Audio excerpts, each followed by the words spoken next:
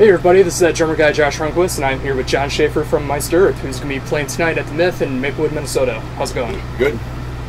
The first time I finally got to see you guys was at Station 4 back in 2008.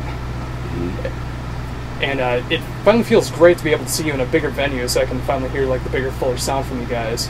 Right. How did you guys manage to get on the tour with Volbeat? Michael and I are good friends, and he's a fan of the band, and when you know, from actually when he was really young, he bought the first album the day it came out in Denmark, and he became a fan of Iced Earth, and we finally met and got to really know each other a while back, not too long ago, but we just hit it off. It felt like I'd known him forever, and we just have had a great time together every time we get together. We're in contact often, and when I heard they were coming out on the road here in the States, I told him we'd love to come out and support you guys. And he said, oh, that'd be awesome. So that's pretty much it. Oh, very cool.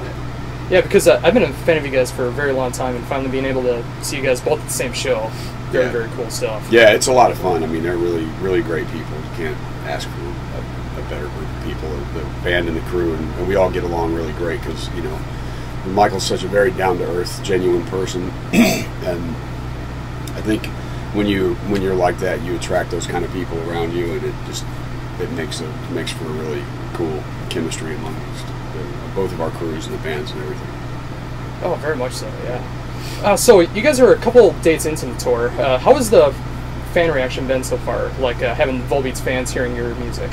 Yeah, it's cool. I mean, you can tell that we're making new fans. I think between the exposure to Volbeat and Hellyeah's fans, we're definitely turning some people on that have never heard of us, and you can tell that in certain cities when we go out. You can see, yeah, there's the obvious hardcore Iced Earth fans there, but there's a lot of people you can just see it in their face. They don't know who we are, and they're not sure what's happening, but by the end, you know, they got their hands up and they're into it. So, and that's the whole point of doing something like this. And we need, you know, I mean, we've needed to be.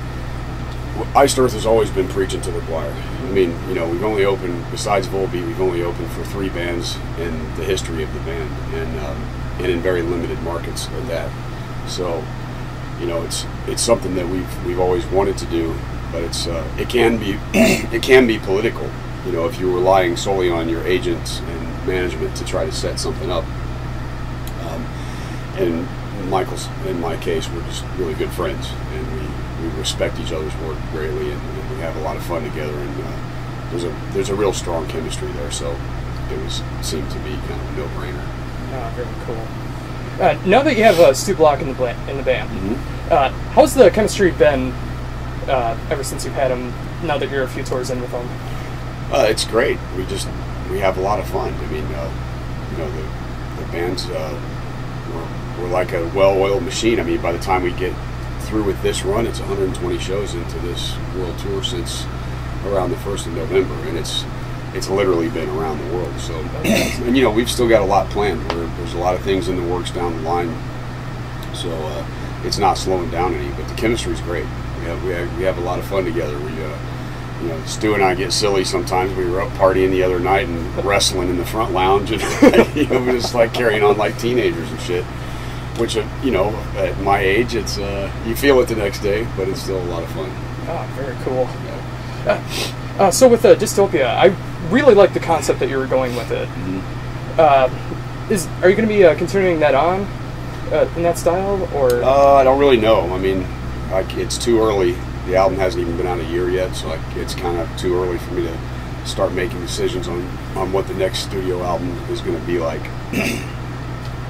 But I would imagine that, you know, those themes have always been in Iced Earth music. It just has never maybe been that blatant and with in an entire package. But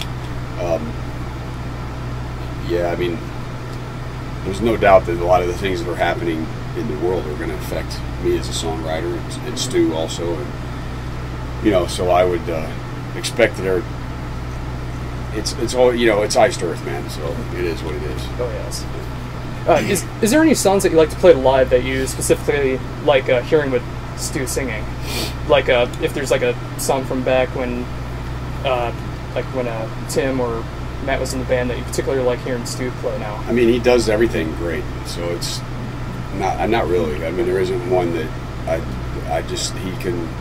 Everything that we've tried to do, there hasn't been any trapdoors yet. Stu's been able to nail it, and with total conviction. So I mean, they sound great. Oh, very cool.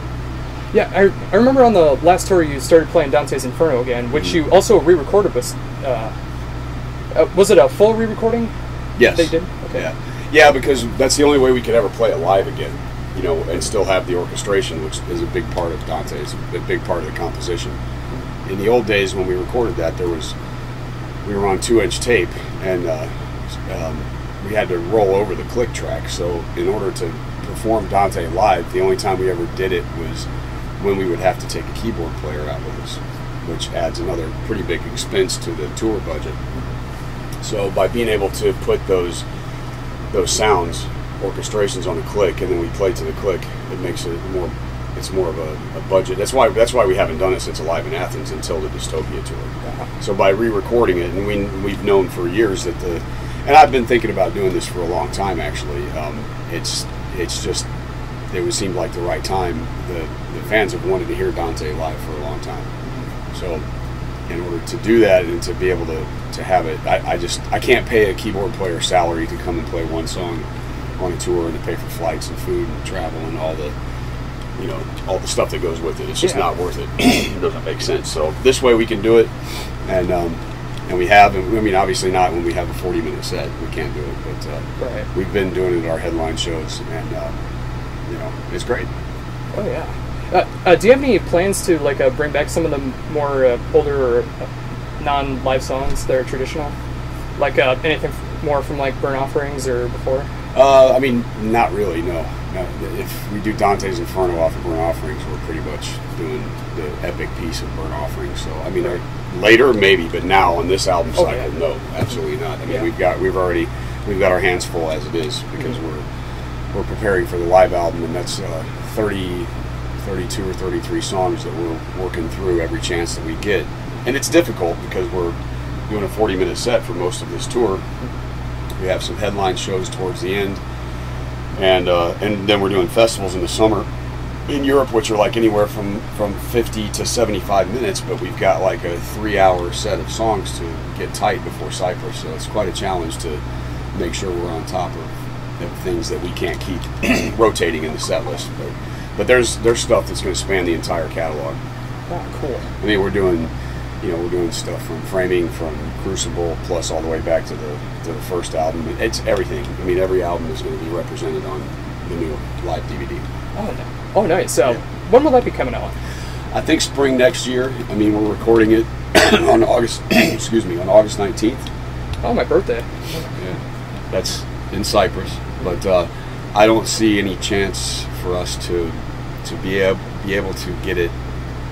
I mean, there's no way it would be out before Christmas at that late of a recording date. It's just not possible. They need, lead time, the label does, to get everything set up and, press and promotion and all that. So I would say probably February or March next year. Ah, very cool. Is Iced Earth going full head 100%, or are you going to be working on Sons of Liberty anytime soon? I don't really have any plans to do any Sun stuff right now. There's a special thing that I want to do. It would involve some guest musicians, but it may be a one-song release on the internet kind of a thing. That I don't even know when I'm going to have time to do that. So to actually focus on writing Sons material right now is not really likely, because the next thing in line is going to be new Iced Earth material, and and the way we're touring, we have to kind of do that in between tours, and so.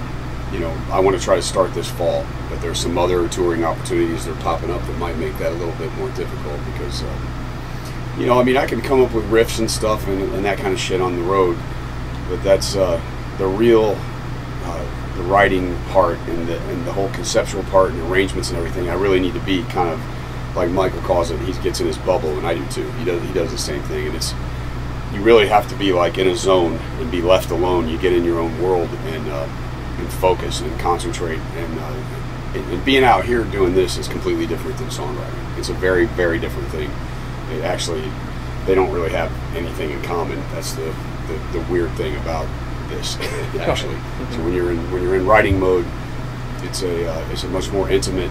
It takes a huge amount of concentration. And when you're out here, you know, there's always distractions, whatever it may be. I mean, it could be just the fact that you live on a bus with a bunch of guys, or that you're dealing with fans, and that you're dealing with the press, and that you're on the road. It's a completely different environment. So it's, for me, as the way that I compose, it's just not the best way. You know, I certainly wouldn't be able to do a complete record. I don't think that would live up to the standards. I think I need to be like, have time. You know, it definitely makes sense to do it that way. In the studio. So, you know, but we're going to do it while we can in between what we have going on here. So, Josh, very cool. Almost out of space on the camera. Okay.